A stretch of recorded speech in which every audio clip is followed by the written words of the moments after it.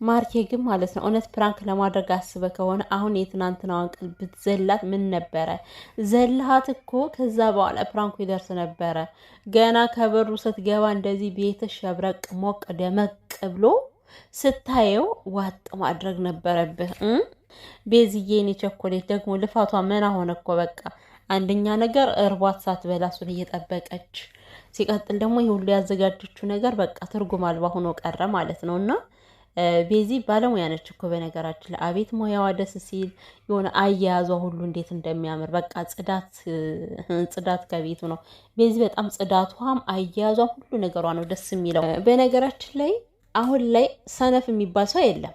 ምክንያቱም የምትፈልጉትን ነገር መስራት የምትፈልጉትን ነገር ሚዲያ ላይ በቀላሉ ሰርች አድርጋችሁ መስራት ትችላላችሁ። እንደ ድሮ አይደለም፣ ማንም ሰው አይቸገርም። እና የእኛን ሀገር ምግብ ብትሉ የውጭ ሀገር ምግብ ብትሉ በቀላሉ ሰርች አድርጋችሁ መስራት ስለሚቻል ማለት ነው። እና ቤዚ ብዙ ጊዜ የውጭ ሀገር ምግቦችን ታዘወትራለች። ትናንት የሰራችኋል ምንድን ነበር? የኔ ውድ ቤተሰቦች እንዴት ናችሁልኝ? ደህና ናችሁ? ሰላማችሁ ይብዛልኝ። እንግዲህ ቤዝና ማርኬ ያው ብድሩን እንደሚመለስ እኮ እርግጥ ነበረ። ዝም ብሎ እንደማያልፋት እናቀ ነበረ።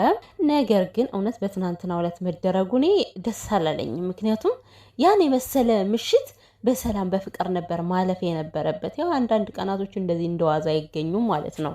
ለማሳለፍ ፈልጋችሁ እንኳን እንደዚህ ጊዜ ላይ በቃችሁ ይችላል። በስራ በምን ልትወጣጠሩ ትችላላችሁ። እና እንደዚህ አጋጣሚው ሲገኝ ምርጥ የሆነ የፍቅር ጊዜ ማሳለፍ ነው የሚገባችሁ የነበረ ማለት ነው።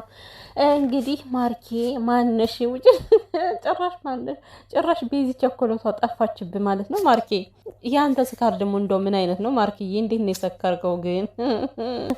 ቤተሰብ ገና ሲገባ ማን ነው አላለም። ማን ነው ማለት በሌለውበት ከማን ጋር ነሽ አላለም። አንተ በሌለበት ማንኛው ወንድ ነው ከአንተ ቤት የሚገባው ሲጀመር? እና ቤዚ ቸኮሌቷ ካንተ ውጭ ወደ ውጭ ላይ ተቀመጠች ሴት ከሆነች አንተን ምርጫ አድርጋ፣ ስለዚህ ካንተና ከሷ መካከል ማን ይገባል ብላ አስበ ነው። ለማንኛውም ቤተሰብ እኔ ማርኬ የሰከረም አይመስለኝም ሲጀመር የሆነ ቦታ ላይ ነው እንጂ እንደዚህ አፉን እንትን የሚለው ቀጥታ ሲናገር አፉ እንዳለ ነው። ማርኬ ኖርማሉ ማርኬ ድሮ የምናውቀውና አሁን የሰከረው ምንም የተለየ ነገር የለውም። ብዙ ሰው ደግሞ አብዛኛውን በመንገዳገዱ እንደገና ደግሞ አንደበቱ በመተሳሰሩ እንደሰከረ የሚታወቀው ማለት ነው። እና በተለይ በጣም ጥንብር ብለው የሰከሩ ሰዎች አንደበታቸው ይተሳሰራል።